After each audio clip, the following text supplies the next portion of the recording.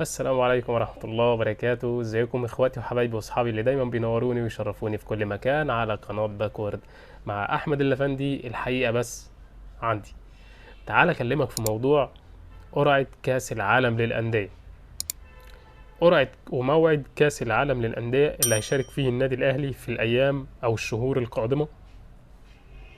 هقول لك تفاصيل مهمة جدا، بس لايك، اشتراك، فعل الجرس على الكل، وصلوا على النبي. اللهم صل وسلم وبارك عليك يا سيدي يا حبيبي رسول الله. قرعة كأس العالم للأندية اللي هيشارك فيها النادي الأهلي في نسختها الجديدة هتبقى يوم 1/9 اللي قادم، يعني 1/9 اللي جاي، ده موعد القرعة.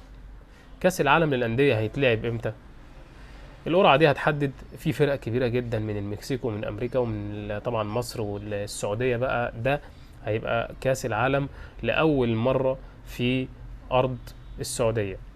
هتبقى القرعة موجودة في السعودية، وطبعا يعني البطولة هتقام في السعودية لأول مرة. بطولة كأس العالم للأندية هتبقى في السعودية، فده موقف يعني للتاريخ يعني.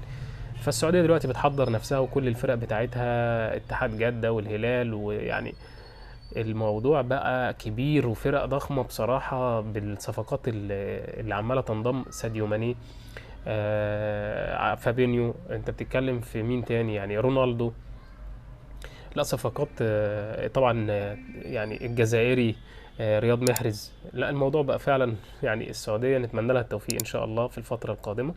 والبطولة هتتلعب في شهر 12، في شهر 12 بطولة كأس العالم للأندية.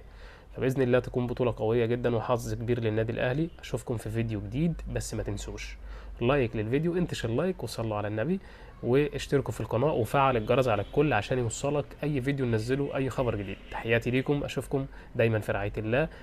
سلام.